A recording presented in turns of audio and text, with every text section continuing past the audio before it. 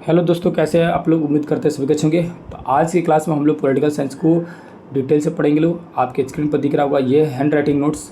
मैं पहले ही बता दिया था कि इस नोट्स के माध्यम से आप लोग को पॉलिटिकल साइंस जो है डिटेल में पढ़ाऊँगा और साथ ही साथ में MCQ भी आएगा इसी वीडियो में।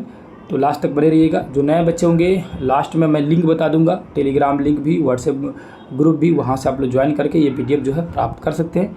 शुरू करते हैं आज के टॉपिक को। यह है पहला नंबर टॉपिक। देखेंगे सबसे पहले नंबर टॉपिक के ऊपर क्या पढ़ना हम लोग को। तो अंग्रेजों द्वारा संविधान सभा का गठन में जो संविधान सभा गठन हुआ था, उसके बाद से क्या क्या भारतीय लोग उसमें चेंजिंग किए, कैसे हुआ, वो सब क्यों जानेंगे लोग। जो कैबिनेट मिशन आया है वो है जुलाई 1946 में। शुरुआती समय में संविधान सभा के 389 जो सदस्य थे, मेंबर थे। कुल मेंबर कितने थे? 389, जिसमें से 299 ही बचे। बाकी 90 कहाँ चले गए? बाकी जो 90 थे वो चले गए पाकिस्तान में। अब ये 389 जो सदस्य थे, इसमें कौन कौन लोग शामिल थे? तो ब्रिटिश प्रांत के कुछ लोग थे, 92 देसी रियासत के लोग थे, 4 चीफ कमिश्नर थे, कांग्रेस और मुस्लिम लीग के सब मेंबर थे। प्रत्येक मेंबर को 10 लाख जनता पर एक मेंबर को चुना गया था। मतलब कैसे डिसाइड किया गया था भैया 389 ही रहेंगे, तो 10 लाख की जनता पर एक मेंबर को चुना गया था। ठीक है। अगला देखेंगे, पहली बैठक जो है वो कब होती है? तो 9 दिसंबर 1946 को पहली बैठक होती है संविधान सभा का। उस समय अस्थायी रूप से अध्यक्ष जी ने चुना जाता है। अस्थायी मतलब होता है टेम्प्रोरी अध्यक्ष चुना जाता है डॉक्टर सच्चिदानंद सिन्हा जी को। उसके बाद संविधान सभा के अस्थायी यानी परमानेंट सदस्य किनको चुना जाता है? राजेंद्र बाबू यानी राजेंद्र प्रसाद, जो कि बिहार के हैं, इनको चुना जाता है अस्थायी रूप से अध्यक्ष। किसका? संविधान सभा का। उसके बाद से देखेंगे, आगे देखेंगे उद्देश्य प्रस्ताव जो है, उद्देश्य प्रस्ताव जवाहरलाल नेहरू द्वारा लाया गया 13 दिसंबर 1946 की। तो 9 दिसंबर, 11 दिसंबर, 13 दिसंबर, तीनों को याद रखिएगा। शुरुआती बैठक जो है 9 दिसंबर को हो रही है, उसके बाद 11 दिसंबर को, फिर 13 दिसंबर को जो बैठक हो रही है, उस बैठक में उद्देश्य प्रस्ताव पारित किया गया। किसके द्वारा? जवाहरलाल नेहरू द्वारा। अब ये उद्देश्य प्रस्ताव जो लाया गया था, इसको पारित कब किया गया? याद रखिएगा, उद्देश्य प्रस्ताव जो आया 13 दिसंबर का आया, लेकिन इसको पारित किया गया था 22 जनवरी 1947 को पारित किया गया। ठीक है, अगले साल 22 जनवरी को ये पारित किया गया। सलाहकार समिति के अध्यक्ष किन को रखा गया था? BN राव को सलाहकार समिति का सदस्य रखा गया था, अध्यक्ष रखा गया था। एक्चुअली में सलाहकार समिति के अध्यक्ष कौन थे? BN राव। कुल समितियां उस समय कितनी थी? तो कुल समितियां थी 13 समितियां थी। संचालन समिति के अध्यक्ष जो है किन्हें चुना गया था संचालन समिति का? तो वो राजेंद्र बाबू को चुना गया था, राजेंद्र प्रसाद को। प्रांत संचालन समिति के अध्यक्ष किसे चुना गया था? तो वल्लभ भाई पटेल जो है, सरदार वल्लभ भाई पटेल, इनको प्रांत संचालन समिति का अध्यक्ष चुना गया था। संघ प्रांतीय समिति के अध्यक्ष किन्हें चुना गया था? यानी संघ प्रांतीय समिति के अध्यक्ष जवाहरलाल नेहरू को चुना गया था, जो कि वर्तमान समय में उस समय प्रधानमंत्री थे। प्रारूप समिति के अध्यक्ष किसे चुना गया था? यानी रूप देने का, तो भीमराव अंबेडकर साहब को प्रारूप समिति का अध्यक्ष चुना गया था। संविधान बनने में समय कितना लगा था? 2 साल 11 महीना 18 दिन। संविधान अंगीकृत किया गया। अंगीकृत कब किया गया? 26 नवंबर 1949 को अंगीकृत कर दिया गया और लागू जो हुआ 26 जनवरी 1950 को लागू हुआ। इसी दिन गणतंत्र दिवस के रूप में मनाया जाता है। टोटल अनुच्छेद यानी आर्टिकल जो है 395 है। भाग 22 है। अनुसूचियाँ 8 है वर्तमान में, लेकिन अनुसूची जो है 12 हो गई है। शुरुआती समय अनुसूची कितनी थी? 8 थी, वर्तमान में 12 अनुसूचियाँ हैं। संविधान सभा के सदस्यों का चयन मनोनय द्वारा किया गया। तो संविधान सभा के सदस्यों का जो चयन जो है वो किसके द्वारा किया गया? मनोनय द्वारा भी किया गया। भीमराव अंबेडकर जो है बंगाल प्रांत से थे। भीमराव अंबेडकर किस प्रांत से थे? बंगाल प्रांत से। आते हैं दूसरे टॉपिक पर। दूसरा टॉपिक देखेंगे लोग, भारतीय संविधान के स्रोत। भारत शासन अधिनियम 1935 से क्या क्या लिया गया था? भारत शासन अधिनियम 1935 जो लाया गया था अंग्रेजों द्वारा, उससे न्यायपालिका अपने संविधान में उस न्यायपालिका को ऐड किया गया। CAG है ना, इसको ऐड किया गया, जो कि अनुच्छेद 148 में CAG की चर्चा है। लोकसेवा आयोग जो है, ये नियम को उसमें ऐड किया गया। आर्टिकल नंबर 250 को ऐड किया गया। ये सारी चीज़ें जो है उसमें ऐड किया गया। यानी संविधान बनते समय भारत शासन अधिनियम के इन नियमों को भी उसमें जगह दिया गया।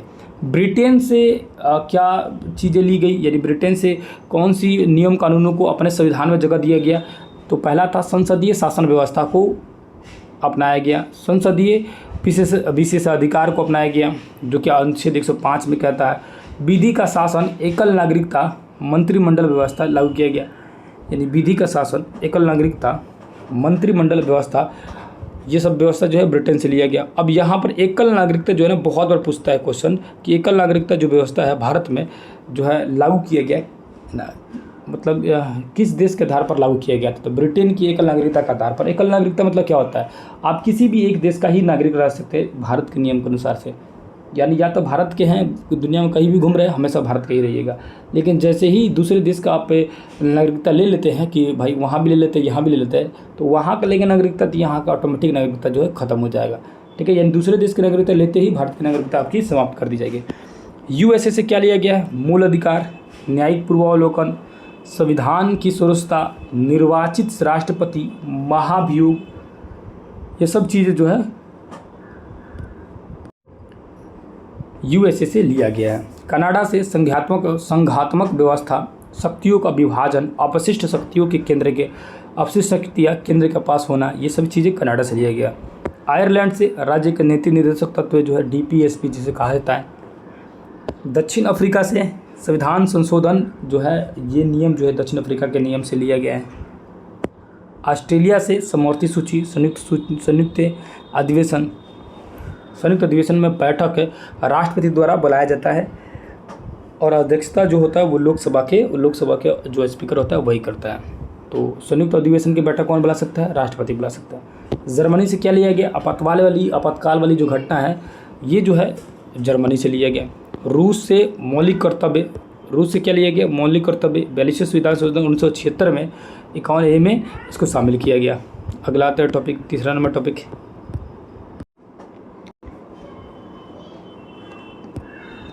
जो टॉपिक है संविधान की विशेषता है। संविधान जो है सबसे लंबा लिखित संविधान जो है भारत का संविधान है। अलिखित संविधान जो है ब्रिटेन का है, याद रखिएगा। दुनिया का सबसे पहला संविधान अमेरिका का संविधान जो है लिखित संविधान, और दुनिया का पहला जो गणतंत्रात्मक व्यवस्था जो है, यानी गणतंत्र की व्यवस्था जो है वो बिहार के वैशाली से हुआ था। दूसरा नंबर लिखा है कि आंतरिक एवं बाह्य स्रोत में इसमें जगह दिया गया, यानी कुछ आंतरिक स्रोतों को भी इसमें डाला गया और कुछ बाह्य स्रोतों को भी डाला गया। तीसरा है कि इसमें नम्यता है और अनम्यता का मिश्रण है, यानी कि थोड़ा सा लचीलापन भी है, थोड़ा सा ढील भी देता है, मतलब कि छूट भी देता है अपने संविधान, और कुछ कठोर भी है, जैसे कि लचीला और कठोर कह रहा है। और नम्यता में और बता रहा है कि एक तो लचीला और कठोर बता रहा है, दूसरा कह रहा है कि संसद में 2/3 वोट तथा 50% राज्य की सहमति से कोई भी कानून वगैरह लागू किया जा सकता है। चौथा नंबर जो है एकल नागरिकता है, भाग 2 में इसके बारे में चर्चा भी किया गया। एकल नागरिकता मतलब क्या होता है?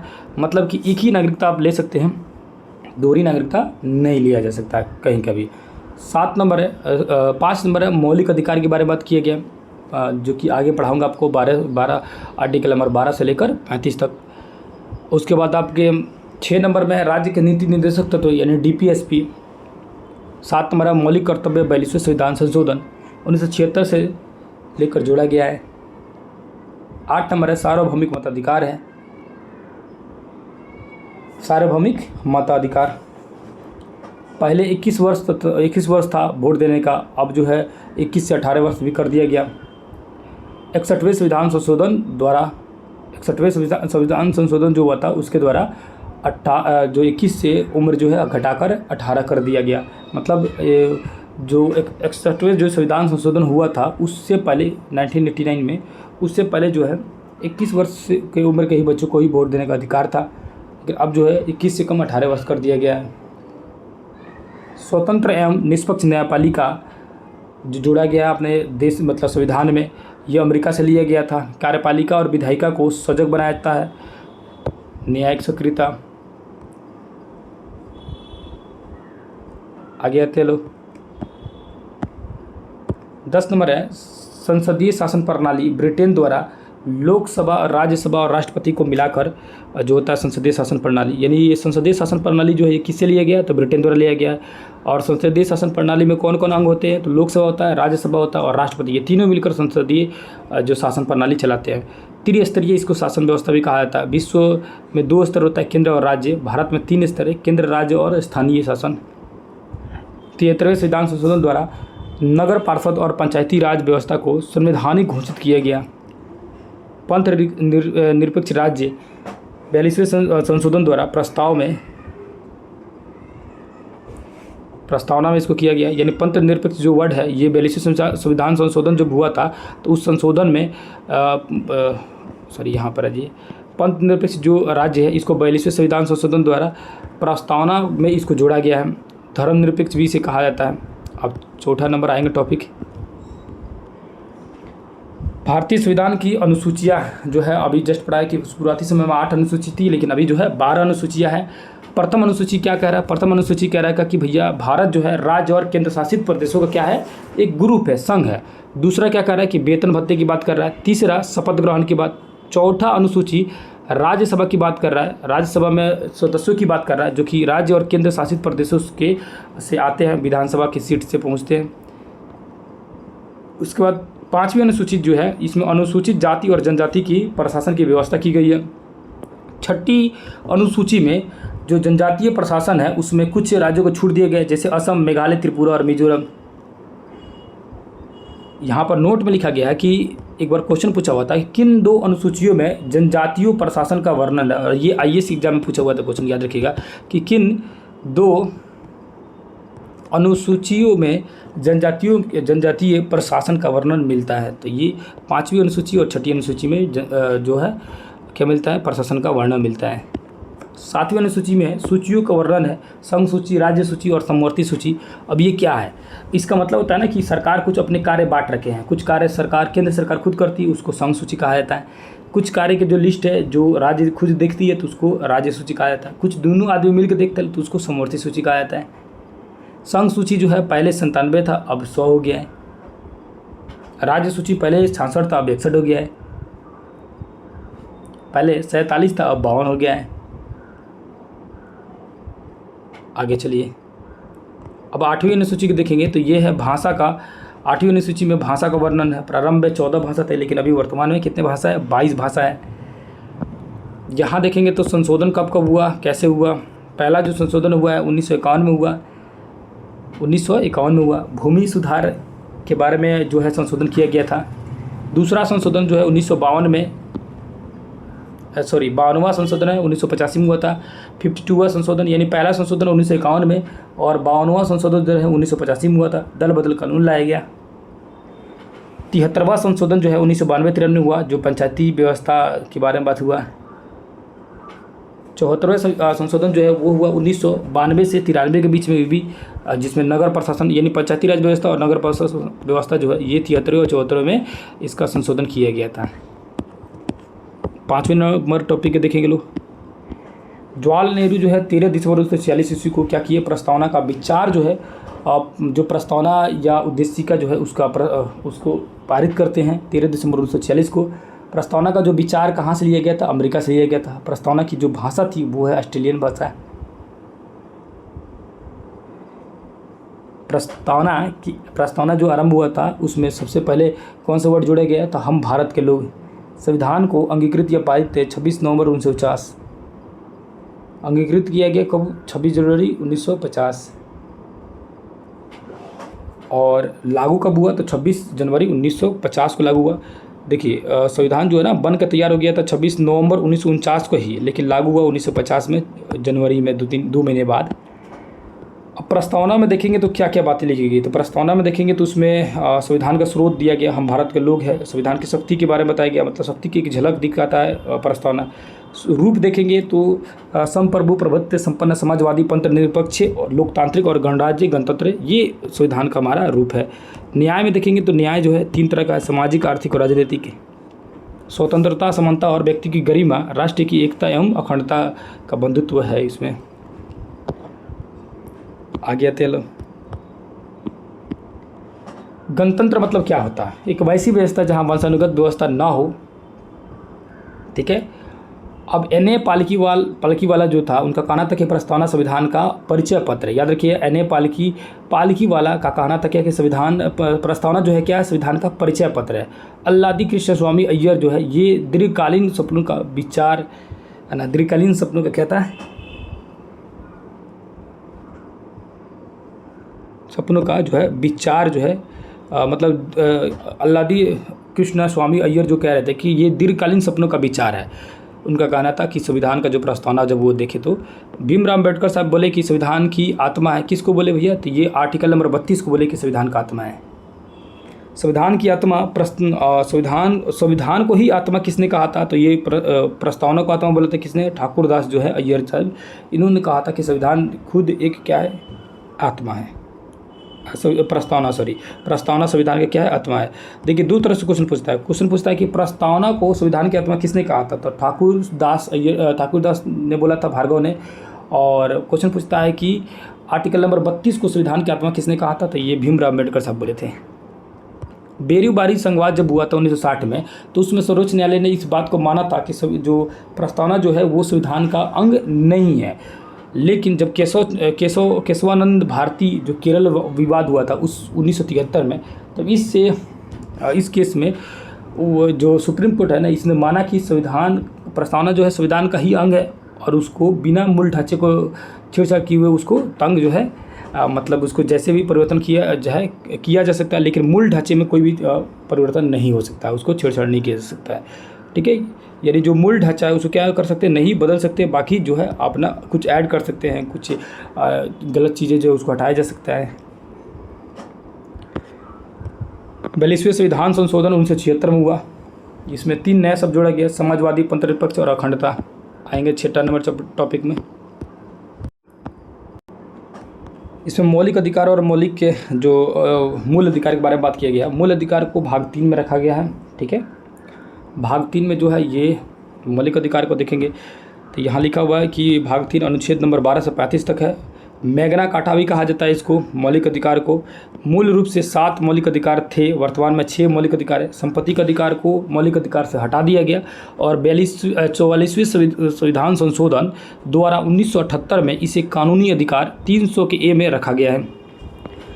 समानता का अधिकार जो है 14 से 18 तक है, यानी 14 से 18 तक आर्टिकल जो है क्या बताता है? समता और समानता का अधिकार। स्वतंत्रता का अधिकार जो है 1922 के बीच में। शोषण के विरुद्ध 23-24। धार्मिक स्वतंत्रता 25-28। सांस्कृतिक एवं शिक्षा 29-30। अब एक एक करके देखेंगे समता का अधिकार को। समता का अधिकार में 14 नंबर जो कह रहा है विधि के समक्ष सब कोई समान है। 15 नंबर क्या कर रहा है? 15 में कर रहा है कि धर्म, जाति, लिंग के आधार पर सब कोई एक समान होना चाहिए, किसी के साथ भेदभाव ना हो। 16 नंबर कह रहा है कि 16 नंबर कह रहा है कि 100 से 16 से समझिए कि सरकारी नौकरी या कोई भी नौकरी, तो जो कोई भी नियोजन आएगा उसमें किसी भी तरह का भेदभाव नहीं किया जाएगा। 17 में अस्पृश्यता, याद रखना, अस्पृश्यता मतलब छुआछूत जो है इसको अंत कर दिया गया। 18 नंबर है उपाधियों का अंत। अगला नंबर 19 नंबर शुरू हो जाता है स्वतंत्रता का अधिकार 19 से लेकर 22 तक। 19 नंबर ही सिर्फ देखेंगे तो 19 नंबर का ही जो है 6 भागों में बटा हुआ है, 5 भागों में। पहला जो है 6 भागों में बटा हुआ है। इसको पहला देखेंगे तो क्या है? बोलने की स्वतंत्रता है। दूसरा शांतिपूर्ण एकत्र होने की स्वतंत्रता है। सभा और समूह बनाने की स्वतंत्रता है। भारत में आवागमन करने की स्वतंत्रता है आपको। उसके बाद भारत में निवास करने की स्वतंत्रता है तथा भारत में कोई भी रोजगार करने वगैरह की स्वतंत्रता आपको है। अनुच्छेद नंबर 20 कह रहा है क्या? कि अपराधियों को दोष सिद्धि तक उसको अपराधी नहीं माना जाएगा। दूसरा उसे उसी कानून का सज़ा मिलेगा जिस वर्ष उसने किया हो। ऐसा नहीं कि मान के चलिए कि अपराधी पकड़ाया, 2 साल तक उसका केसेस चल रहा है और 2 साल बाद जज जो सुनवाई किया तब तक कानून बदल गया है। पहले मान के चलिए कि अगर 2 महीने की सज़ा था तो अब हो गया 4 साल का। था ऐसा नहीं, उसको 4 साल नहीं मिलेगा, पुराना सज़ा के हिसाब से ही मिलेगा। उसमें तीसरा नंबर लिखा हुआ है, 2 नंबर लिखा हुआ है कि गवाही स्वयं का नहीं दबाव दिया जा सकता, मतलब गवाही देने के लिए उसको दबाव नहीं डाला जा सकता।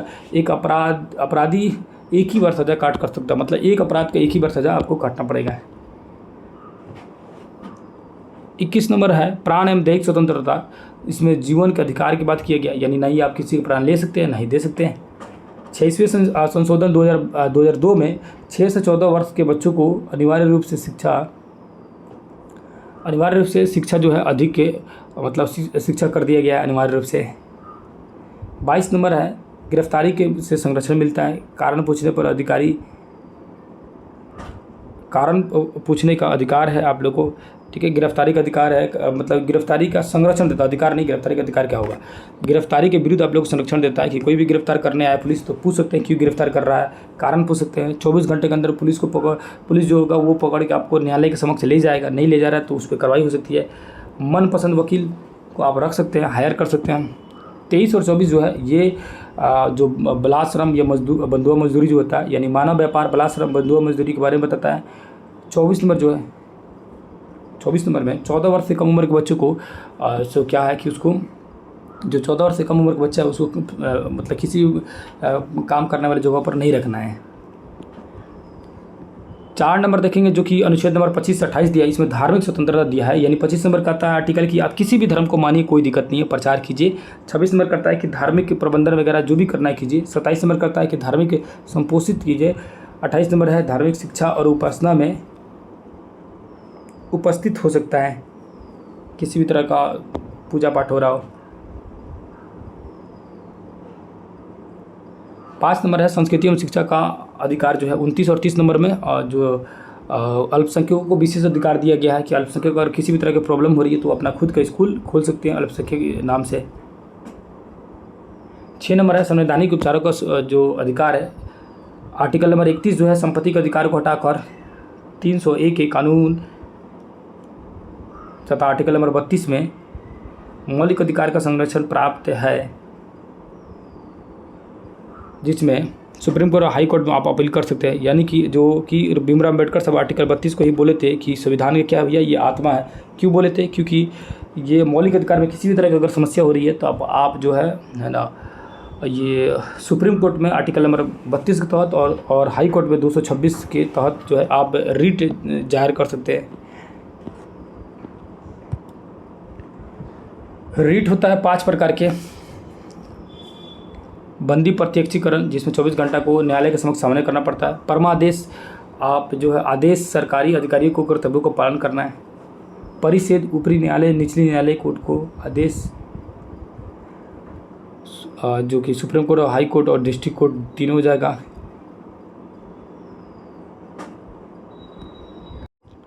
अगला इसमें देखेंगे जो कि प्रतिषेध हो गया। प्रतिषेध में क्या कहता है, देखिए परमादेश जाना कि आदेश मानना रहता था, आदेश सरकारी अधिकारी को कर्तव्यों को पालन करना पड़ता है। और उसका प्रतिषेध क्या कर रहा है कि ऊपरी न्यायालय निचली न्यायालय से पूछ सकता है कि मतलब उसकी रोक सकता है। सुप्रीम कोर्ट हाई कोर्ट के फैसले को रोक सकता है, हाई कोर्ट डिस्ट्रिक्ट कोर्ट के फैसले को रोक सकता है, प्रतिषेध कर सकता है।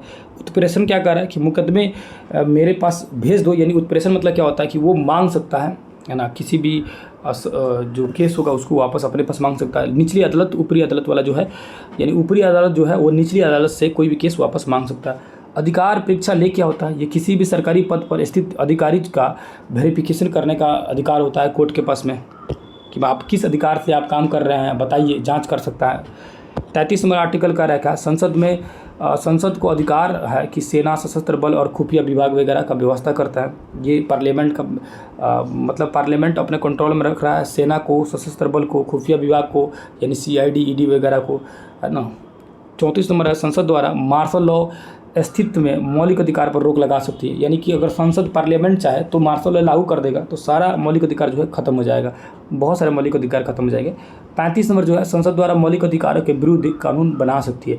पार्लियामेंट में अगर चाहे जाए तो आप मौलिक अधिकार के विरुद्ध में कानून बनाया जा सकता है, लेकिन मौलिक अधिकार को उसमें हनन नहीं होना चाहिए। 352 नंबर क्या है, तो राष्ट्रीय आपातकाल है, इमरजेंसी है। आपातकाल के दौरान मौलिक अधिकार के अनुच्छेदों को 20 और 21 को निरस्त नहीं किया जा सकता है। आर्टिकल नंबर 20 अभी पढ़े और 21 अभी पढ़े, इसको नहीं बदला जा सकता है चाहे कितना इमरजेंसी हो। अब यहाँ लिखा है कि कौन केवल भारतीय नागरिकों को प्राप्त मौलिक अधिकार है, यानी कि भारत के लोगों को ये स्पेशली अधिकार प्राप्त है, विदेशियों को नहीं मिलता है। आर्टिकल नंबर 15 जैसे कि जो जन्म से अधिकार था, 16 नंबर, 19 नंबर, 29 नंबर और 30 नंबर। 16 क्या था, वो नौकरी के लिए था, नियोजन कार्य के लिए था, कोई भी कार्य उसमें भेदभाव नहीं कर सकता है, भारतीय के साथ नहीं भेदभाव किया जा सकता है। 19 नंबर क्या था, स्वतंत्रता थी बोलने की, घूमने की, रहने की, बसने की, जिसमें अपवाद में कश्मीर आता था लेकिन उसको भी हटा दिया गया। 29 और 30 में क्या था, अल्पसंख्यकों की सुरक्षा थी। ये सिर्फ भारत के अल्पसंख्यक की बात कर रहा है, ये नहीं कि दूसरे देश से कोई उठ के आए, जैसे पाकिस्तान से कोई मुसलमान आए कहे कि हम अल्पसंख्यक है, कैसे अल्पसंख्यक है, वो पाकिस्तान के लिए तो बहुसंख्यक हुआ ना जी, भारत के लिए भले अल्पसंख्यक है, तो भारत के जो मुसलमान हैं वो ना अल्पसंख्यक होंगे। तो ये अल्पसंख्यकों को स्पेशली छूट दिया जाता है 29 और 30 नंबर आर्टिकल में। इसीलिए कहा गया है कि जो भारत के जो रहेंगे उनको मूल ये अधिकार जो है दिया गया, इसको मतलब नहीं हटाया जाता। बाकी सारे अधिकार भारत के लोगों को है, लेकिन ये अधिकार सिर्फ और सिर्फ भारत को ही दिया जा सकता है और किसी को नहीं दिया जा सकता है। अब देखेंगे तो भारतीय नागरिकों को प्राप्त एवं विदेशी नागरिकों को भी प्राप्त है, यानी कि सबको दिया जा सकता है। ये जो है 14 नंबर आर्टिकल 20, 21 का ए, 23, 24, 25, 28 ये सब अधिकार जो है भारत और विदेश सबको मिल सकता है। अभी जस्ट सबके बारे में पढ़े लो। अगला टॉपिक आएंगे टॉपिक नंबर 9, डीपीएसपी के बारे में जानते लो, जिसको राज्य का नीति निर्देशक तत्व भी कहा जाता है। भाग 4 में है, अनुच्छेद 36 से 51 तक इसकी चर्चा की गई है। आयरलैंड से लिया गया है। इसका उद्देश्य क्या है, तो लोक कल्याणकारी कार्य किया जा सके, राज्य द्वारा आर्थिक सामाजिक के लोकतंत्र लाया जा सके, गांधीवादी समाजवादी एवं उदारवादी विचार इसमें समाहित होती है। आलोचना क्या है, तो न्यायालय में इसको चुनौती नहीं दिया जा सकता है। मतलब इसकी आलोचना क्या है, तो इसको न्यायालय में आप लोग चुनौती नहीं दे सकते। मतलब कि राज्य सरकार चाहे तो कुछ करे, ना मन करे तो ना करे, आप इसको चैलेंज नहीं कर सकते कोर्ट में जाके। आर्टिकल नंबर 36 क्या कह रहा है कि इसकी परिभाषा दी गई है। 37 नंबर, न्यायालय में ये चेंजेबल जो है, मतलब बदला नहीं जा सकता है, परिवर्तनीय नहीं है। 38 नंबर क्या कह रहा है, 38 नंबर जो है ये सामाजिक आर्थिक राजनीतिक न्याय की बात करता है। 39 नंबर जो है संसाधनों का उचित वितरण एवं सामान्य जो होता है समान कार्य समान वेतन की बात की जा रही है। 39 नंबर जो है इसमें किस चीज़ की बात की गई है, तो समान कार्य समान वेतन की बात की गई है। 39 के ए जो है इसमें समान अवसर के आधार पर न्याय 42वें संविधान संशोधन द्वारा इसको छोड़ा गया, मतलब इसको जोड़ दिया गया था 42वें संविधान संशोधन 1976 द्वारा। 39 के ए को इसमें समान अवसर के आधार पर समान न्याय मिलनी चाहिए, इस बात की गई थी। 40 नंबर क्या है, तो पंचायत की बात की गई है। 73वें संशोधन जो 73वां संविधान संशोधन हुआ था 1993 में, उसमें पंचायतों को जोड़ा गया था। जस्ट अभी हम लोग पढ़े लो, नगर पालिका और पंचायत को जोड़ा गया था। 41, 42, 43 इसको आप याद कर सकते हैं ऐसे द म न, यानी कि सरकार जो है कुछ ऐसी दशाएं उपलब्ध कराए जिससे लोगों को रोजगार मिल सके, लेकिन वो दशाएं जो होनी चाहिए मानवीय दशाएं होनी चाहिए। ऐसा नहीं कि कह दीजिए कि आप जाइए पुल के तार को साफ़ कीजिए, है कि नहीं है, समुद्र का पानी को उठा कर बाल्टी से उसको दूसरी जगह डालिए, ऐसा थोड़ी, मतलब कुछ ऐसा काम दीजिए जो न्याय संगत हो, मानवीय हो। और 43 में क्या कर रहा है कि उसको निर्वाह योग्य मजदूरी भी मिलना चाहिए, निर्वाह योग्य क्या होना चाहिए, मजदूरी मिलना चाहिए। 44 नंबर है 4-4 दोनों बराबर है, 4-4 से याद रखिएगा, यानी 4-4 दोनों बराबर है, तो 4-4 से याद रखिएगा समान नागरिक संहिता। और यही समान नागरिक संहिता जो है लागू करने वाला पहला जो राज्य है उत्तराखंड जो था, जो कि पिछले एग्जाम में क्वेश्चन करंट अफेयर में आया हुआ था। देखिए ये अभी हम लोग पढ़ रहे कि नहीं पढ़ रहे कि जो है डीपीएसपी में कहा गया है कि राज्य चाहे तो ये कार्य कर सकता है, तो राज्य वहाँ लागू कर दिया उत्तराखंड में यूसीसी यानी कि समान नागरिक संहिता। 45 नंबर 46 नंबर क्या कहता है कि 45 नंबर कहता है कि 6 वर्ष से कम उम्र के बच्चों को जो है कि शिक्षा दिया जाएगा आंगनबाड़ी वगैरह क्षेत्रों में। अब ये 6वें संविधान संशोधन द्वारा इसको जोड़ा गया है। इससे पहले 45 नंबर आर्टिकल में 14 वर्ष तक के बच्चों की बात की गई थी, लेकिन 6 से 14 वर्ष के बच्चों को उठा के जो है उसको मौलिक अधिकार में उसको डाल दिया गया, कानूनी अधिकार में डाल दिया गया। ठीक है, 46 नंबर क्या कहता है, आर्टिकल नंबर 46 कहता है अनुसूचित जाति जनजाति शिक्षा आर्थिक हित न्याय के बारे में बात की रहा है, यानी कि अनुसूचित जाति और जनजातियों को छूट की बात की गई है आर्टिकल नंबर 46 में। मतलब राज्य चाहे तो अपने राज्य में अनुसूचित जाति और जनजातियों को स्पेशल छूट दे सकता है। 47 नंबर मद्य निषेध या पोषाहार, मद्य निषेध मतलब होता है कि दारू बंद करा सकता है। देखिए बिहार में क्वेश्चन पूछेगा, बिहार में शराबबंदी आर्टिकल नंबर किस से, मतलब किस अनुच्छेद के तहत किया गया है, तो अनुच्छेद 47 के तहत राज्य सरकार चाहे तो अपने राज्य में शराबबंदी करा सकता है, यानी मद्य निषेध जो है करा सकता है। निषेध मतलब होता है रोक देना। ठीक है, पोषाहार बांट सकता है, जैसे कि आंगनबाड़ी में पोषाहार मिलता है, स्वास्थ्य संबंधी व्यवस्था लागू कर सकता है। 48 नंबर क्या है कि पशुपालन कृषि दुधारू पशु आदि में सरकार जितना भी चाहे छूट दे सकता है, जितना भी प्रोत्साहन करे आप लोग को प्रोत्साहित कर सकता है। 48 ए में कहा गया कि पर्यावरण संरक्षण की बात कही गई, इससे 42वें संविधान संशोधन 1976 में जोड़ा गया कि भैया 48 का ए भी है, इसमें क्या करना कि पर्यावरण को संरक्षित रखना है और संरक्षित रखने के लिए राज्य सरकार जैसे भी कदम उठा सकती है अपने राज्य के लिए। 49 नंबर देखेंगे 50-51, तो 49-50-51 में क्या कहा गया है, राष्ट्रीय महत्व के जितने भी सामान हैं जैसे कि स्मारक है, राष्ट्रीय भवन है, इन सबों का संरक्षण कौन करेगा, राज्य सरकार ही तो करेगा ना। 50 नंबर में क्या कहा गया है, 50 यानी 50-50 आधा आधा बांट लीजिए, कार्यपालिका और न्यायपालिका, यानी कि कोई भी कार्य जो है दोनों मिलकर बांट के करेंगे। 51 नंबर जो है अंतर्राष्ट्रीय शांति की व्यवस्था की बात की गई है। अब केशवानंद जो भारतीय 1973 जो 42वें संविधान संशोधन हुआ है ना, इसमें मौलिक अधिकार जो है, मौलिक अधिकार को संविधान सभा का अंग माना गया। बोला गया कि मौलिक अधिकार जो है, यानी कि मौलिक अधिकार बोल रहा हूँ, प्रस्तावना जो है जो संविधान का अंग है, और ये इसको चेंज नहीं किया जा सकता है, इसको मूल ढांचे को नहीं बदला जा सकता है।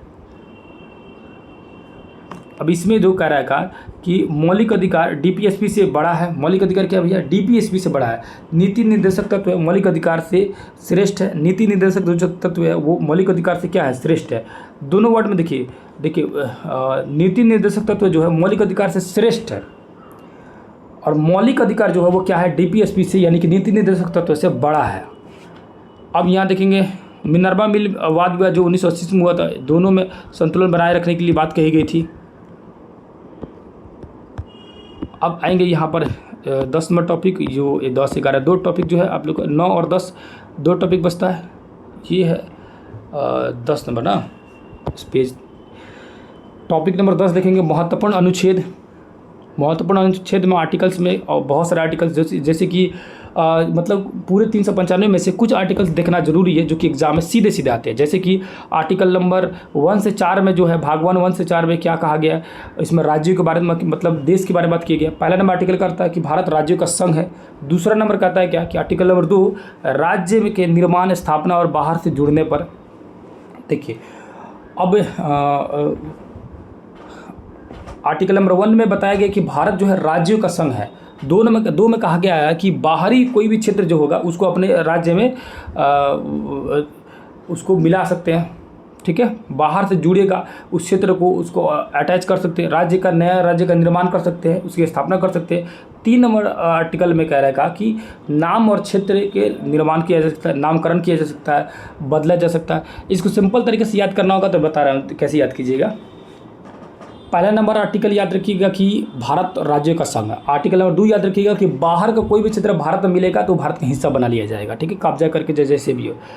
3 नंबर क्या रहेगा कि भारत का जो हिस्सा है इसको आप जैसे मर्जी बदल सकते हैं, एक राज्य से दूसरा राज्य बना सकते हैं, उसका नामकरण कर सकते हैं, चेंज कर सकते हैं। अब ये भाग नंबर 2 में देखते हैं। भाग नंबर 2 में 5 से जो कि 11 तक था, जो कि अभी जस्ट हम लोगों ने ये मौलिक अधिकार जो पढ़ा उससे पहले का था। उससे पहले क्या होता है, 5 से 11 का नागरिकता कहा जाता है। क्या कहा जाता है भैया, नागरिकता। इसमें नागरिकता की प्रावधान दिया गया है ना। आर्टिकल नंबर 5 से लेकर 11 तक की बात कही गई है, ठीक है। उसके बाद आर्टिकल जो भाग 3 में 12 से 35 की तक है, इसमें जो कि मौलिक अधिकार है 12 से 35 तक। 36 से 51 तक नीति निर्देशक तत्व है। 51 का एक क्या कह रहा है कि 42वें संविधान संशोधन 1976 को मौलिक कर्तव्य जो है ये कहा गया है। अब आएंगे तो राष्ट्रपति के पद की बात की गई।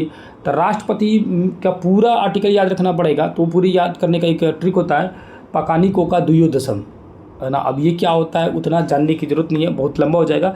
इसको सिर्फ समझिए कि राष्ट्रपति का जो पद है वो 52 नंबर आर्टिकल में कहा गया है कि राष्ट्रपति का एक पद होगा। 53 में इनकी शक्ति की बात की गई है। 54 में निर्वाचन कैसे होगा इसकी बात की गई है।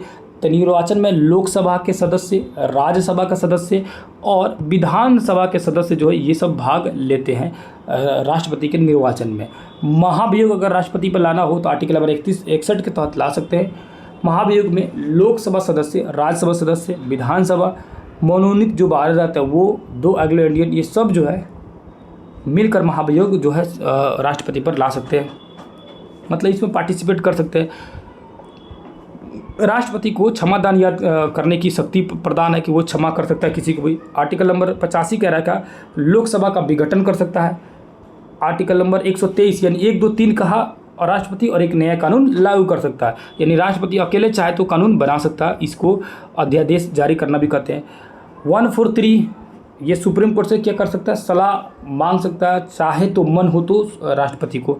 अब उपराष्ट्रपति के देखेंगे तो 63 नंबर आर्टिकल में उपराष्ट्रपति की बारे में बात की गई है। मैंने कहा गया है कि संविधान के जो राज्यसभा है उस राज्यसभा के सभापति होंगे। अब 64 नंबर पर राज्यसभा का सभापति, 64 नंबर पर राज्यसभा के सभापति की बात कही गई है। प्रधानमंत्री की देखेंगे व्यवस्था तो 74 नंबर में कहा गया मंत्रिपरिषद का गठन करने की कहा गया। 75 नंबर में प्रधानमंत्री सीधे बात नहीं कही गई है, एक्चुअली में कहा गया कि मंत्रियों का प्रधान यानी मंत्रियों का हेड चुना गया। चुनने की या हेड बनने की जो हेड रहता है उसको आर्टिकल नंबर 75 में कहा गया है। अब संसद की बात करेंगे तो 79 नंबर जो में संसद की बात की गई है, पार्लियामेंट की बात की गई है, जिसमें 2 सदन होते हैं, आपको सभी को पता होना चाहिए, लोकसभा और राज्यसभा, है ना। ये संसद में 2 सदन, लोकसभा और राज्यसभा। जो राज्यसभा है उसको आर्टिकल नंबर 80 में दिया गया, इसकी चर्चा की गई है, उसको उच्च सदन कहा जाता है। और वही 81 नंबर आर्टिकल में जो है लोकसभा की बात की गई है, जिसे निम्न सदन कहा जाता है। आर्टिकल नंबर 100 में अध्यक्ष की निर्वाचन जो है निर्णायक मत देने का अधिकार रखा गया, यानी कि जब कोई भी कानून पास हो रहा हो या कोई भी बिल पास हो रहा हो तो उसमें जब काउंटिंग करने पर बराबर अगर वोट आ गया राज्यसभा और लोकसभा से, तब लोकसभा का 2 अध्यक्ष है जो वो निर्णायक वोट लेकर किसी एक पक्ष में जाकर वो फैसला को मतलब क्लियर कर सकता है।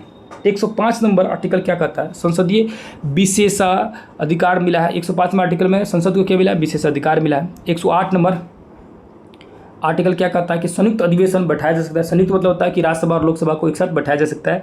108 नंबर आर्टिकल बताता है। 110 नंबर अनुच्छेद क्या कहता है कि धन विधेयक के बारे में बात किया गया कि कोई भी विधेयक धन विधेयक है, ये तय कौन करता है, तो लोकसभा का पहले स्पीकर तय करता है। किस आर्टिकल के तहत ये कहा जाता है, तो 110 नंबर आर्टिकल के तहत। 112 नंबर जो आर्टिकल है ये बजट की बात करता है। 116 नंबर जो है लेखा अनुदान की बात करता है। 117 नंबर वित्त विधेयक की बात करता है। अनुच्छेद 124 में सुप्रीम कोर्ट की बात की गई है। 131 में मूल आरंभिक अधिकार दिया गया है। 137 में न्यायिक पूर्वावलोकन 137 में क्या किया गया, न्यायिक पूर्वावलोकन की बात की गई है, मतलब कि जो कोर्ट जो चाहे ना तो अपने ही फैसले को बदल सकता है।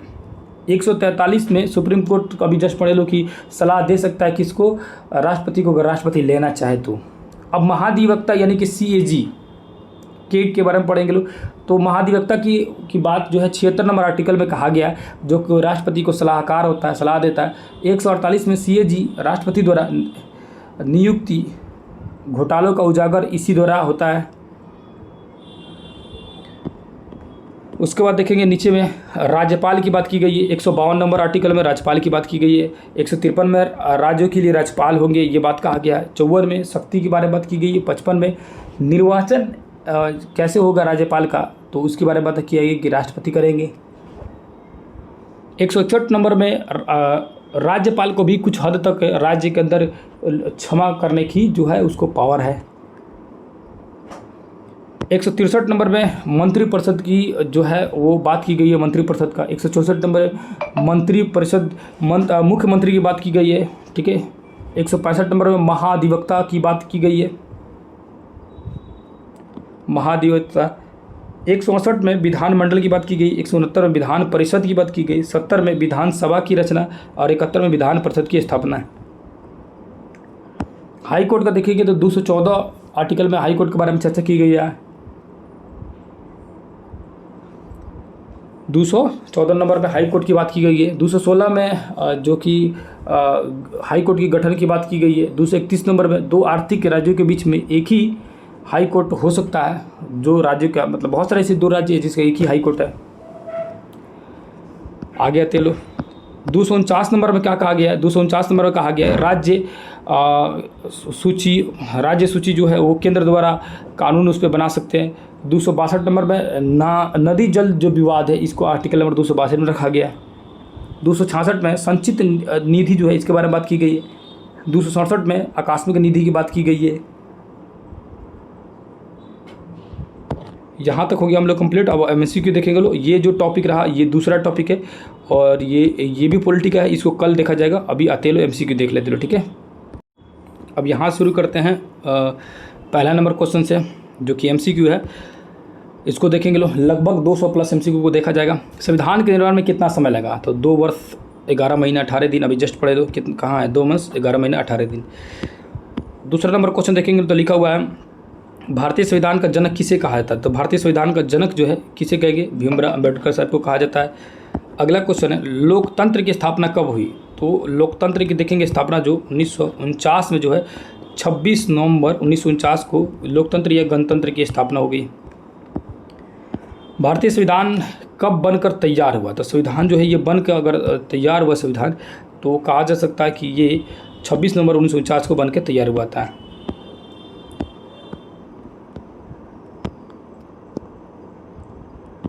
अगला क्वेश्चन है, किस देश का शासन चलाने के लिए आवश्यक मूलभूत नियमों के संग्रह को क्या कहा जा सकता है? यानी कि संविधान देश को चलाना है तो क्या होना चाहिए? संविधान आपका होना चाहिए, कानून होना चाहिए। संविधान सभा का गठन कब हुआ था? संविधान सभा का जो गठन है ये हुआ था नवंबर 1900 शुरुआती में नवंबर 1946 में हुआ था, जो कि अभी जस्ट अभी पढ़े लो कि 9 नवंबर, 11 नवंबर, 13 नवंबर, ये सब 1946 की बात हो रही थी।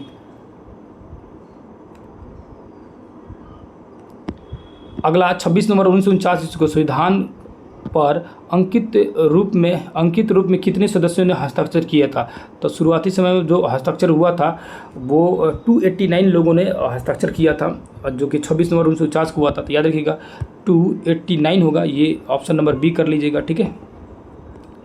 अगला क्वेश्चन है, भारतीय राष्ट्रीय आंदोलन का उदय कौन सी सदी में हुआ था? भारतीय राष्ट्रीय आंदोलन का जो उदय हुआ था ये हुआ था 19वीं सदी में।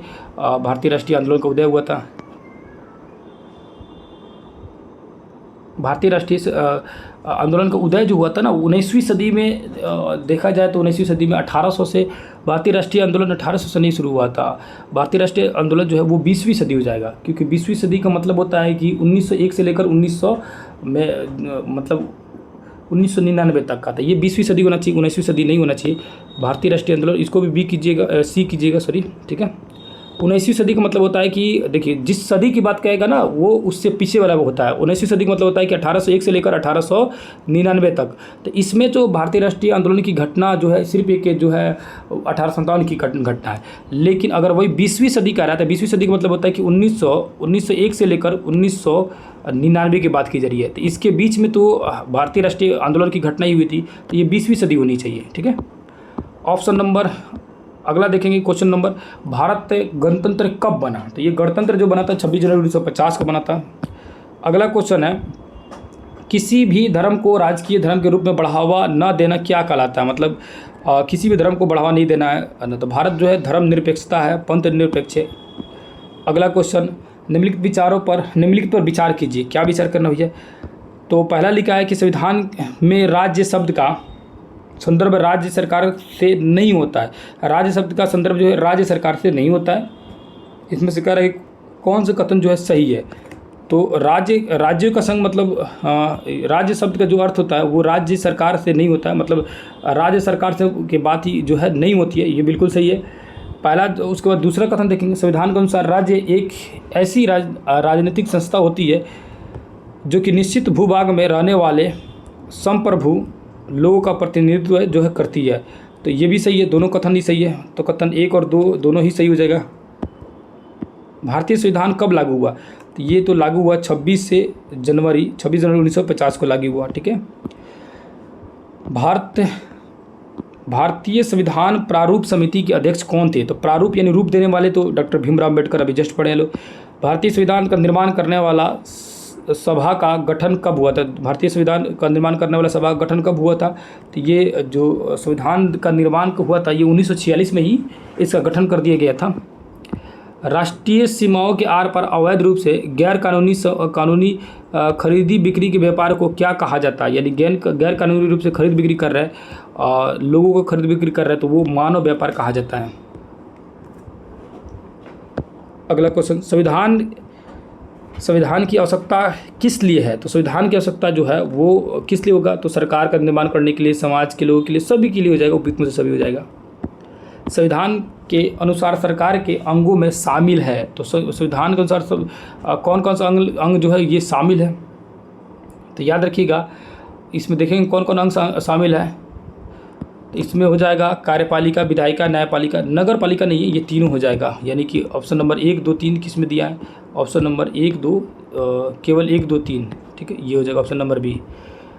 संविधान के अनुसार सरकार के अंग है। तो संविधान के अनुसार जो है संविधान के कौन कौन अंग है? तो विधायिका है, कार्यपालिका, न्यायपालिका, इनमें से सभी जो है संविधान के क्या अंग है। भारतीय संविधान सभा का स्थापना कब हुआ था? तो संविधान सभा का स्थापना जो है ये हुआ था 6 दिसंबर 1946 को नहीं, 9 दिसंबर 1946 को, याद रखिएगा। 9 दिसंबर, 11 दिसंबर और 13 दिसंबर को हुआ था। 6 नहीं, इसको उल्टा कर दीजिएगा, 9, 6 को 9 को उल्टा कर दीजिएगा, ठीक है। अगला, संविधान सभा की संघ संविधान समिति के अध्यक्ष कौन थे? तो संविधान समिति का अध्यक्ष जो थे वो थे जवाहरलाल नेहरू। संघ का मतलब केंद्र का, ठीक है। अगला जो है, भारतीय राष्ट्रीय कांग्रेस ने संविधान सभा के गठन की पहली बार मांग कब की? ये मांग की थी, याद रखिएगा, 1934 में। भारतीय संविधान सभा का प्रथम अधिवेशन कब हुआ? तो प्रथम अधिवेशन जो है, बैठक जो है, ये हुआ था 9 दिसंबर 1946 को, और वही डेट में बता रहा था, 9 दिसंबर को ही। भारतीय संविधान के अनुसार मौलिक अधिकार की संख्या कितनी है? तो मौलिक जो अधिकार है ये है 6 है। मौलिक अधिकार अभी जस्ट पढ़े लो, मौलिक अधिकार कितना है? 6 है। 7वें मौलिक अधिकार को हटा दिया गया। भारतीय संविधान के अध्यक्ष कौन है? तो भारतीय संविधान के अध्यक्ष थे, अस्थायी रूप से जो अध्यक्ष थे वो थे राजेंद्र बाबू, अस्थायी रूप से सचिदानंद सिन्हा थे। अगला क्वेश्चन, नेपाल एक गणतंत्र के रूप में कब अस्तित्व में आया? तो नेपाल जो है, नेपाल मतलब गणतंत्र कब लागू हुआ? तो याद रखिएगा 28 मई 2008 को ये गणतंत्र लागू हुआ, ठीक है। संघवाद क्या है? तो संघवाद जो होता है ना, वो देश में एक से ज़्यादा स्तर की जो सरकारें होती है तो उसको संघवाद कहा जाता है, ठीक है। अगला जो क्वेश्चन क्या है, संविधान सभा के गठन से संबंधित निम्नलिखित में से कौन से निम्न कथनों पर विचार कीजिए? तो क्या है विचार करना? पहला जो लिखा है कि 1934 में भारतीय राष्ट्रीय कांग्रेस ने संविधान सभा के गठन की मांग को पहली बार अपनी अधिकृत नीति में शामिल किया था। उसके बाद तो दूसरा लिखा है दूसरा लिखा है, इसमें से कह रहा है कौन सा कथन जो है गलत है, असत्य हम लोग ढूंढना है। तो पहला तो सही लग रहा है। दूसरा जो है, भारत में संविधान सभा का गठन दिसंबर 1946 में किया गया था। भारत में संविधान सभा का गठन जो है दिसंबर 1946 में किया गया था। तो दूसरा जो कथन है दिसंबर 1946 में इसका गठन नहीं किया गया था। संविधान सभा का जो गठन है वो तो संविधान सभा का गठन जो हुआ था नवंबर 1949 में हुआ था। संविधान सभा का लागू हो गया था 1950 में, ठीक है। तो ऑप्शन, और ये दोनों क्या है ना, दोनों जो ये संविधान सभा की बात करिए, संविधान सभा की बात हो रही है, मुझे संविधान लगा सिर्फ। संविधान सभा जो है ना, संविधान सभा का गठन तो दिसंबर 1946 में हो ही गया था, बिल्कुल सही है। 9 दिसंबर 1946 को इसका गठन हो चुका था। संविधान का गठन जो है वो नवंबर में हुआ था 1949 में, लागू हुआ था 50 में, ठीक है। तो ये दोनों कथन ही सही है, 1 और 2। तो ये असत्य ढूंढ रहा था, और असत्य जो है ना तो 1 होगा ना ही 2 होगा, मतलब कोई असत्य नहीं है इसमें से। अगला क्वेश्चन है, संविधान के संदर्भ में निम्नलिखित कथनों पर विचार कीजिए। जिन देशों के पास अपना संविधान होता है वे सभी लोकतांत्रिक देश होते हैं। तो सभी जो क्या होते हैं, लोकतांत्रिक देश होते हैं। ज़रूरी नहीं होता है कि जिनके पास अपना संविधान है वो लोकतांत्रिक ही होगा, ये ज़रूरी नहीं है। लेकिन दूसरा क्या लिखा है, संविधान समाज के मूलभूत स्वरूप का निर्धारण करता है। ये सही है, संविधान जो है समाज के लोगों को मूलभूत जो है निर्धारण करता है। अगला, भारतीय संविधान के संदर्भ में निम्नलिखित कथनों पर विचार कीजिए। तो भारतीय संविधान के संबंध में निम्नलिखित कथनों पर विचार करना है। तो पहला लिखा है कि भारतीय संविधान के अल्पसंख्यकों को वर्गों को संरक्षण प्रदान करता है। तो प्रदान तो करता ही है। दूसरा जो है, इसमें से क्या ढूंढना है हम लोग को? तो एक तो सही कथन चुनना है, तो पहला सही है। दूसरा क्या लिखा है, संविधान का अर्थ है, संघवाद का अर्थ है कि देश में एक से ज़्यादा स्तर के सरकारों का होना। ये भी सही है। संघवाद का मतलब यही होता है कि सब संघवाद में मतलब कि एक से ज़्यादा स्तर का सरकार होना। संविधान की अंतरात्मा किसे कहा जाता है? संविधान की अंतरात्मा देखेंगे तो वो है मौलिक के अधिकार है, जो संविधान की अंतरात्मा है। डॉक्टर भीमराव अम्बेडकर ने कहा था आर्टिकल नंबर 32 को। अगला क्वेश्चन है, संविधान निर्माण के समय निम्नलिखित अधिकारों में से कौन से अधिकार मौलिक अधिकार में शामिल थे? अब इसमें सही शब्द को चुनना है। समानता का अधिकार तो था ही, स्वतंत्रता का अधिकार तो ही था, शोषण के विरुद्ध अधिकार था, धार्मिक स्वतंत्रता का अधिकार था, यानी कि ये सब हो जाएगा, सब टोटल का टोटल हो जाएगा, ठीक है। अगला क्वेश्चन देखेंगे लोग। अगला क्वेश्चन है कि धर्म को राज्य से अलग करने को डैश कहा जाता है। क्या कहा जाता है? धर्मनिरपेक्षता कहा जाता है। फ्रांस के उपनिवेश देश के नाम बताओ। तो फ्रांस के जो उपनिवेशिक देश जो है अल्जीरिया, ट्यूनिसिया, मोरक्को, ये सब उसका उपनिवेश था, मतलब गुलाम देश था। सन 1960 के दशक में फ्रांस ने किन की कमी हो गई थी? तो फ्रांस में क्या चीज़ कमी हो गया था? मजदूरों की कमी हो गई थी। भारतीय संविधान किस धर्म को मानता है? तो भारतीय संविधान जो है वो सभी धर्मों को मानता है, किसी धर्म को मतलब नहीं मानता है। कहा जाए तो किसी धर्म को नहीं मानता है। 5 नंबर देखेंगे तो फरवरी 2004 में फ्रांस में कौन सा कानून बनाया गया था? तो धार्मिक एवं राजनीतिक प्रतीकों को मतलब धारण करके स्कूल में न जाना, ये कानून बनाया गया था। मतलब कोई भी धार्मिक वगैरह जो है उसकी प्रतीक वगैरह चिन्ह को धारण करके नहीं जाना है, जिससे किसी भी धर्म की मतलब भावना हट ना हो। निम्नलिखित में से कौन एक मौलिक अधिकार है? तो मौलिक अधिकार धर्म की स्वतंत्रता है, मौलिक अधिकार संपत्ति का अधिकार है, ये सब हो जाएगा। क्या है? मौलिक अधिकार है। संपत्ति का अधिकार, काम करने का अधिकार जो है ये मौलिक अधिकार है इंसानों का, ठीक है। तो इसमें से काम करने का अधिकार है, संपत्ति का अधिकार है, धर्म की जो है अधिकार, इसमें धर्म की स्वतंत्रता जो है ये है मौलिक अधिकार। बाकी संपत्ति का अधिकार को तो हटा दिया गया, ये मौलिक अधिकार में से हटा दिया गया। काम करने का भी अधिकार है, ये DPSP में रखा गया है, तो ये हो जाएगा ऑप्शन नंबर ए जो है ये मौलिक अधिकार है। हिटलर ने जर्मनी में किसे सताया था? तो हिटलर जर्मनी में यहूदियों को 60 लाख यहूदियों को तो पूरा मतलब जला दिया था, ख़त्म कर दिया था, जहरीला गैस से मार दिया था। पढ़ाएंगे आप लोगों को, हो सकता है आज नाइट में आप लोग को आएगा उसका वीडियो, तो उसमें जो है आप लोगों को बताएंगे हिटलर क्या क्या किया था। चौथा चैप्टर ले पढ़ाएंगे तो उसमें तो हिटलर आ ही जाएगा। 5वें चैप्टर में हिटलर के बारे में डिटेल्स दिया गया, हालांकि उसमें भी बताऊँगा आप लोग को, ठीक है। आगे जी यहाँ लिखा है 8 नंबर क्वेश्चन लिखा है कि भारतीय संविधान द्वारा भारत को कौन सा राज्य घोषित किया गया था? तो भारत जो है एक धर्मनिरपेक्ष राज्य घोषित किया गया था। 9 नंबर है भारत में कौन सा धर्म बहुसंख्यक की गिनती में आता है? तो भारत में हिंदू धर्म के लोग ज़्यादा है, लगभग जो है 80% है। किस देश से में गैर मुसलमानों को मंदिर बनाने की आज़ादी नहीं है? तो मंदिर बनाने की आज़ादी नहीं है, ये किस देश में भैया? क्या तरीके का सऊदी अरब में नहीं था, लेकिन अब हो चुका है, अब लोग तो बना ही रहा है। कौन धर्म के मामले में हस्तक्षेप कर सकता है? तो धर्म के मामले में हस्तक्षेप जो है वो धार्मिक मामले में राज्य कर सकता है, यानी कि देश कर सकता है, लेकिन सरकारी स्कूल न्यायिक ये सब चीज़ नहीं कर सकते हैं।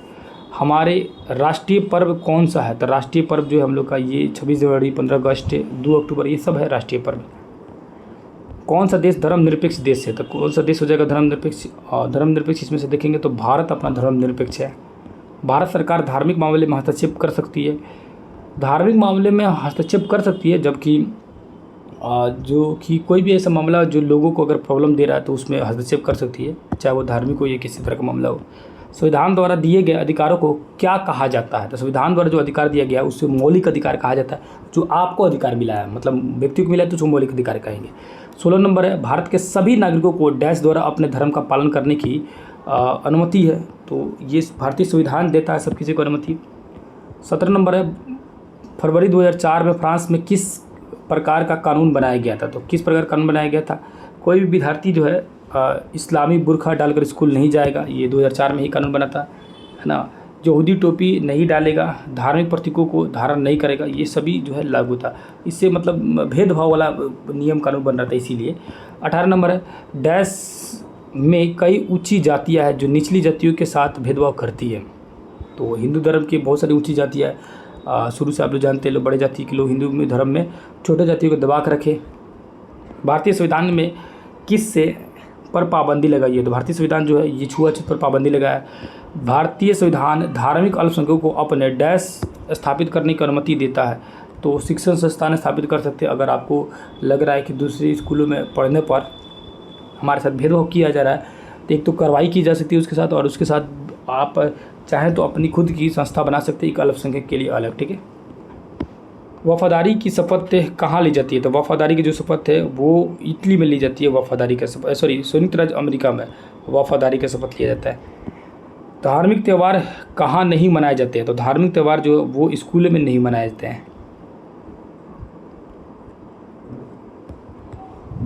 अगला है भारतीय संविधान के किस अनुच्छेद के में अस्पृश्यता की समाप्ति का प्रावधान है? तो अस्पृश्यता जो है वो आर्टिकल नंबर 17 में कहा गया है। 15 नंबर में क्या कहा गया था? 15 में जाति धर्म लिंग के आधार पर भेदभाव नहीं कर सकते, आर्टिकल नंबर 21 दोनों दे दिया है। 21 नंबर प्राण एवं दैहिक स्वतंत्रता, ना किसी की जान ले सकते ना जान दे सकते। छोटे बच्चों को स्कूल की सीमित था 6 से 14 वर्ष की। भारतीय धर्मनिरपेक्ष क्या है? तो भारतीय मतलब धर्मनिरपेक्ष मतलब क्या है कि किसी एक धर्मों को फॉलो नहीं करना, सभी धर्मों को समान रूप से मतलब वैल्यू देना, यही सब चीज़ें हैं। अगला, अमेरिका की वफादारी शपथ में क्या शब्द आते हैं? तो कौन से शब्द आते हैं? तो याद रखिएगा अमेरिका का वफादारी शब्द में आता है ईश्वर की छत्र छाया। ईश्वर की छत्र छाया मतलब हम शपथ लेते हैं, ये शब्द आती है। अगला, धर्म को राज्य से अलग करने की अवधारणा को क्या कहते हैं? तो उसको धर्मनिरपेक्षता कहते हैं। इजराइल क्या है? यहूदियों का देश है। सऊदी अरब में डैश की सार्वजनिक रूप से धर्म पालन नहीं कर सकते हैं। तो जो गैर मुस्लिम थे पहले के समय में सऊदी वगैरह में ना मतलब अपनी धार्मिक क्रियाकलापों को नहीं कर सकते थे। हालांकि अब चीज़ें जो है सुधार हुआ है बहुत सारा। अगला जो क्वेश्चन है, भारत आज़ाद कब हुआ? तो भारत जो आज़ाद हुआ 15 अगस्त 1947 को, सबको पता है। वर्तमान में कौन सी लोकसभा चल रही है? तो वर्तमान में अगर लोकसभा देखेंगे तो ये 2014 में जो थी वो मई 2014 की बाद की बात की जा रही है। तो वो लोकसभा थी कौन सी? 17वीं लोकसभा थी। तो अभी 2014 का जो 2014 के बाद की लोकसभा 17वीं थी, तो अभी 2024 के बाद का आप जोड़ लीजिएगा कि कौन सा हो गई लोकसभा, 3 गो और आगे बढ़ जाइएगा। आगे जी, संसद का कार्य इनमें से क्या है? तो कार्यपालिका, इस सब चीज़ का संसद का कार्य होता है। कार्यपालिका पर नियंत्रण करना, मार्गदर्शन करना और उसको जानकारी देना, यूपी में सभी हो जाएगा। भारतीय राष्ट्रीय कांग्रेस की स्थापना कब हुई थी? तो भारतीय राष्ट्रीय कांग्रेस की जो स्थापना है ये आप पढ़े होंगे कि दिसंबर 1885 में एओयू द्वारा भारतीय राष्ट्रीय की स्थापना की गई थी, भारतीय राष्ट्रीय कांग्रेस की 25 दिसंबर 1885 में। भारतीय संसद का अंग जो है ये लोकसभा, राज्यसभा और राष्ट्रपति तीनों होता है। निम्नलिखित में से कौन सा राष्ट्रीय दल नहीं है? तो राष्ट्रीय दल तो नहीं है, ये है तेलुगु देशम जो है राष्ट्रीय दल नहीं है, बल्कि ये सब राष्ट्रीय दल होते हैं। ठीक है। राज्य विधानसभा के सदस्यों के क्या कहते हैं? तो राज्य विधानसभा के सदस्य को एमएलए कहा जाता है, यानी MLA, member of legislative assembly, MLA. ठीक है, जो राज्य विधानसभा के सदस्य होते हैं। एमपी होता है मेंबर ऑफ पार्लियामेंट। आगे चलते लो। राज्यसभा के कुल कितने सदस्य होते हैं? तो कितने सदस्य होते हैं? राज्यसभा में देखेंगे तो 245 होता है और लोकसभा में 545 होता है। बिहार के विधानसभा और बिहार के विधान परिषद, ये दोनों का आप लोग कमेंट कर बताइए कि बिहार में विधानसभा में कितना सीट है और विधान परिषद में कितना सीट है। लोकसभा में बहुमत हासिल करने के लिए किसी भी दल को कितना चाहिए? तो 245, 545 का आधा कीजिएगा तो 272, 73 और 272 होना चाहिए। ठीक है, जो वर्तमान समय में किसी भी नेता मतलब पार्टी को नहीं आया था। सबसे बड़ी पार्टी बनकर उभरी थी बीजेपी की, हालांकि वो भी 272 पार नहीं कर पाई थी। ये वर्तमान समय में सभी पार्टियां जो है क्या है, तो क्या बोलते हैं उसको, समर्थन की पार्टी जो भी हो उस तरह बनी हुई है।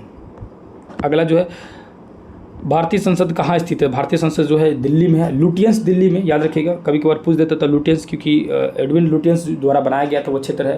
राष्ट्रपति भवन हो गया, संसद भवन हो गया। अब तो खैर जो टाटा कंपनी द्वारा बनाया गया था नया संसद भवन वो तो हट गया, पुराना जो था वो लुटियंस था, जो गोल मतलब कि गोल था। अब तो खूबसूरत डिजाइन बनाया गया, त्रिकोण टाइप का। वर्तमान में राज्यसभा के सभापति कौन है? तो वर्तमान में राज्यसभा का सभापति देखेंगे तो वो वर्तमान में राज्यसभा का सभापति कौन हो जाएंगे?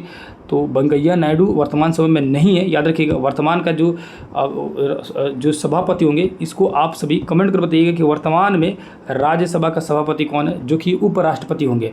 तो उपराष्ट्रपति का नाम आपको मालूम है कि नहीं मालूम है, कमेंट कर बताइएगा। मैं सीधा सीधा बता दिया, राज्यसभा का सभापति मतलब होता है कि उपराष्ट्रपति। तो उपराष्ट्रपति इस समय कौन है बताइए कमेंट करके। वेंकैया नायडू है, जगदीप धनखड़ है, उसकी या द्रौपदी मुर्मू है। 3 ऑप्शन दे दिया, उसी में से बता दीजिएगा। ठीक है। भारतीय संसद के महिलाओं की स्थिति को स्पष्ट करने वाला वाक्य है, कौन सा वाक्य? तो इनकी जो महिलाओं के बारे में, तो इनकी संसद में संख्या जो अभी वर्तमान में भी कम है। भारत में 500 रुपये का नोट किस स्तर पर जारी किया जाता है? तो ये केंद्रीय स्तर पर, कोई भी नोट जो होता है ना, मोस्टली सारे नोट जो होते हैं बड़े नोट सब केंद्रीय स्तर पर जारी किया जाता है आरबीआई द्वारा। राज्यसभा के सदस्यों का कार्यकाल कितना होता है? राज्यसभा का कार्यकाल जो होता है वो 6 वर्षों का होता है। प्रत्येक 2 वर्ष में मतलब लोग जो होता है चेंज होते रहता है। राज्यसभा के पदेन अध्यक्ष होते हैं, उपराष्ट्रपति होते हैं, अभी जस्ट बताया मैंने। और उपराष्ट्रपति के नाम आप सभी को कमेंट करके बताना है कि कौन है। लोकसभा में कुल कितने सदस्य होते हैं? तो कितने सदस्य होते हैं? 545। राष्ट्रपति राज्यसभा के कितने सदस्य मनोनीत कर सकता है? तो 12 मनोनीत कर सकता है। जो होता है ये राष्ट्रपति जो है 12 व्यक्तियों को मनोनीत कर सकते हैं। और 2 एंग्लो इंडियन को पहले मनोनीत करना था, अब उसको हटा दिया गया, क्योंकि एंग्लो इंडियन है भी कहाँ। 16वीं लोकसभा का गठन कब हुआ था? तो 16वीं जो लोकसभा था ये 2014 में इसका गठन हुआ था। इसीलिए बोल रहा हूँ कि वर्तमान समय का लोकसभा कौवी है, बताइएगा कितने नंबर वाला है। भारत में लोकसभा की सबसे अधिक सीटें किस राज्य में है? किस राज्य में है? तो याद रखिएगा, लोकसभा का अगर सीटें देखा जाए इसमें तो बिहार, उत्तर प्रदेश, महाराष्ट्र। उत्तर प्रदेश में सबसे ज़्यादा सीधे सीधे दिख रहा है। उत्तर प्रदेश में क्या हो जाएगा? सबसे ज़्यादा हो जाएगा, ठीक है। उसके बाद महाराष्ट्र हो जाएगा, बिहार हो जाएगा, तब राजस्थान होगा। उत्तर प्रदेश में बहुत ज़्यादा 80 है। संपूर्ण भारत में मंडनम का इस्तेमाल कब हुआ? Electronic voting machine. अच्छा, इलेक्ट्रॉनिक वोटिंग मशीन का नाम बोल रहा है, ठीक है। तो ईवीएम का जो है, ईवीएम का इस्तेमाल जो है कब हुआ, कब से मतलब शुरू हुआ था? तो 2004 में ईवीएम का जो है मशीन का जो शुरू किया गया था। भारतीय संसद का अंग नहीं है तो कौन नहीं है? तो सर्वोच्च न्यायालय नहीं है भारतीय संसद का अंग, बाकी सब भारतीय संसद का अंग है। किस वर्ग के लिए सीटों का आरक्षण किया गया? तो किस वर्ग के लिए? तो SC ST के लिए सीटों का आरक्षण किया गया है। भारत में लोकसभा का SC ST मतलब यहाँ ऑप्शन दे दे रहे, ऑप्शन नंबर C, ठीक है। लोकसभा का सामान्य कार्यकाल कितना होता है? तो लोकसभा का सामान्य कार्यकाल जो है 5 वर्षों का मात्र होता है। संसद के सदस्यों को क्या कहते हैं? तो उसको MP बोलते हैं, मेंबर ऑफ पार्लियामेंट। 14वीं लोकसभा का गठन हुआ था, ये तो 14वीं देखा जाएगा क्योंकि 16वीं 2014 का है, तो 14वीं उससे पीछे हो जाएगा, 2004 का हो जाएगा, ठीक है। और 24वीं जो है, और 2 और आगे बढ़ जाइए, यानी 16 से 18वां हो जाइए। वर्तमान में लोकसभा का स्पीकर कौन है? लोकसभा का वर्तमान में लोकसभा का स्पीकर जो है, लोकसभा के स्पीकर वर्तमान में, तभी तो लोकसभा के जो स्पीकर नहीं चुने गए हैं, प्रोटेम स्पीकर जो चुने गए हैं कुछ दिन के लिए, तो स्पीकर की तो चुनने की बात चल रही है, उसी में तो बवाल हो रहा है ना। ये चंद्रबाबू नायडू जो है, ये अब क्या बोल रहे हैं, ये क्या बोल रहे हैं, अब उसी में मामला फंसा हुआ है, ठीक है। तो इसको अभी रहने देते हैं, जैसे जो बनेंगे उसको यहाँ ऑप्शन में ऐड कर दीजिएगा। 15वीं लोकसभा चुनाव में सबसे बड़े दल के रूप में कौन उभरा है? तो 15वीं लोकसभा में छोड़िए, अभी वर्तमान समय का लोकसभा का जो है, इसमें सबसे बड़ा दल बन के उभरा जो है, वो भी कौन बन के निकला? तो वो BJP बन के निकला, ठीक है। सबसे बड़ा दल मतलब निकला, सबसे ज़्यादा वोट इसी को मिला। वोट डालने के लिए न्यूनतम आयु कितनी होनी चाहिए? तो 18 वर्ष होनी चाहिए। पहले 21 वर्ष था, इसको हटा दिया गया। भारत में पहली लोकसभा का गठन कब हुआ था? तो 1951 में हुआ था लोकसभा का पहला गठन। 2004 के आम चुनाव में पहली बार किसका इस्तेमाल किया गया था? तो किसका इस्तेमाल किया गया था? तो EVM मशीन का इस्तेमाल किया गया था। राज्यसभा में कुल कितने सदस्य होते हैं? तो राज्यसभा में जो सदस्य होते हैं वो होते हैं 245 होते हैं राज्यसभा के सदस्य। राष्ट्रपति लोकसभा में कितने सदस्यों को मनोनीत कर सकता है? तो लोकसभा में 2 जो सदस्यों को मनोनीत कर सकता है, जो कि एंग्लो इंडियन है लेकिन अब नहीं करता है। भारतीय संसद के कितने अंग हैं? तो कितने अंग हैं? तो 3 अंग है। अभी जस्ट हम लोग पढ़े लो भारतीय संसद के कितने अंग है। संसद के देखिए 3 अंग होता है, 2 नहीं होता है, 3 अंग होता है। लोकसभा, राज्यसभा और राष्ट्रपति, तीनों संसद के अंग होते हैं। भारतीय राष्ट्रीय कांग्रेस की स्थापना कब हुई थी? तो 28 दिसंबर 1885। सॉरी, मैं पीछे ऊपर में आप लोगों को 25 दिसंबर बोला था, इसको करेक्ट कीजिएगा, 28 दिसंबर 1885, ठीक है। यहाँ डेट के साथ दिया, ये अच्छा किया हुआ है, ठीक है। लोकसभा के कुल कितने सदस्य होते हैं? तो लोकसभा में सदस्य 545 होता है। लोकसभा में सत्ताधारी दल का मुखिया कौन होता है? तो जो सत्ताधारी का मुखिया जो होता है वो होता है कौन? तो प्रधानमंत्री होता है। निम्नलिखित में से कौन सा सदस्य बनने की योग्यता नहीं है? किसमें सदस्य बनने की योग्यता नहीं है? तो 25 वर्ष से कम हो तो लोकसभा के सदस्य नहीं बन सकते हैं। निम्नलिखित में से किस संबंध में राज्यसभा को लोकसभा से अपेक्षाकृत अधिक के अधिकार जो है प्राप्त है? तो किसमें भैया? तो नई अखिल भारतीय सेवा का गठन करना, इसमें अधिकार प्राप्त है राज्यसभा को ज़्यादा। लोकसभा का निम्न सदन का गठन कब हुआ? तो लोकसभा निम्न सदन का गठन जो है कब हुआ? तो ये हुआ गठन जो है 1951-52 में, जो पहली बार इलेक्शन हुआ तब। भारत कब आज़ाद हुआ? तो 15 अगस्त 1947, आप लोगों को पता है 15 अगस्त 1947 को भारत आज़ाद हुआ। भारतीय राष्ट्रीय कांग्रेस की स्थापना 28 दिसंबर 1885। संपूर्ण भारत में EVM ये 2004 में। गवर्नमेंट ऑफ इंडिया एक्ट कब पारित हुआ? तो गवर्नमेंट ऑफ इंडिया एक्ट जो है ये 1919 में पारित हुआ। अगला राज्यसभा का सभापति कौन है? तो राज्यसभा का सभापति जो होगा वो उपराष्ट्रपति जो होगा वो भी वही होगा। तो वर्तमान समय उपराष्ट्रपति कौन है? अगला जो लिखा है कि भारत कब आज़ाद हुआ? तो ये आज़ाद हुआ भारत 15 अगस्त 1947। क्वेश्चन बहुत ईजी दिया है, और ये EVM वाला भी जस्ट बता ही दिया। भारतीय राष्ट्रीय कांग्रेस की स्थापना निर्वाचित सदस्य होने की मांग कब की थी? तो ये जो मांग की थी 1885 ईस्वी में 28 दिसंबर को। वोट डालने की न्यूनतम आयु जो है कितनी होनी चाहिए? तो होनी चाहिए कितने भैया? तो 21 से वर्ष पहले था, अब 18 वर्ष कर दिया गया।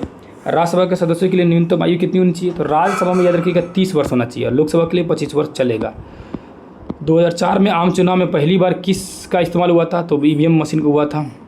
राज्यसभा के कुल कितने सदस्य होते हैं? 245। लोकसभा सत्ताधारी दल का मुखिया कौन होता है? प्रधानमंत्री जी होते हैं। लोकसभा के कुल कितने सदस्य होते हैं? 545। एक ही क्वेश्चन बहुत बार रिपीट हुआ है, अब इतना बार रिपीट हुआ है कि समझिए कि एग्जाम में भी रिपीट होने की संभावना है। हर एक चैप्टर मान के लिए टॉपिक दिया होगा तो हर एक चैप्टर से बन गया होगा। निम्नलिखित में से किस से निकाय की अध्यक्षता और सदस्यता करता है? तो राज्यसभा का।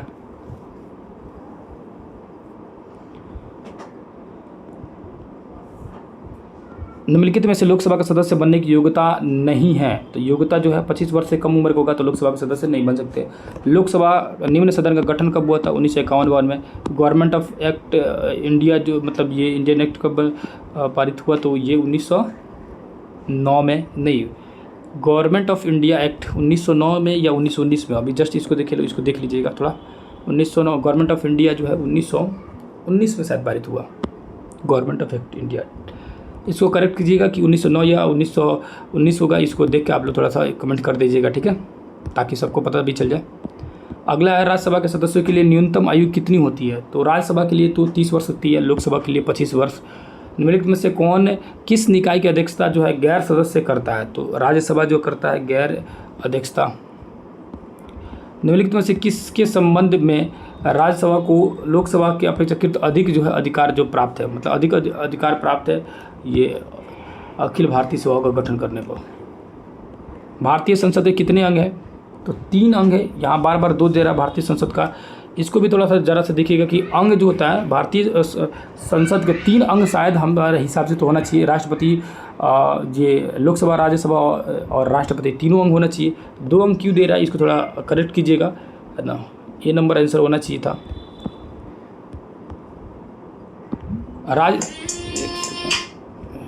राज्यसभा का सभापति कौन होता है? तो राज्यसभा का सभापति जो होता है ये उपराष्ट्रपति होते हैं। राज्यसभा का सभापति आप सभी को पता है। तो यहाँ तक हुए कंप्लीट। आप रहने दीजिए, यहाँ पर लगभग हम लोग का 200 MCQ तो कर ही ले लो।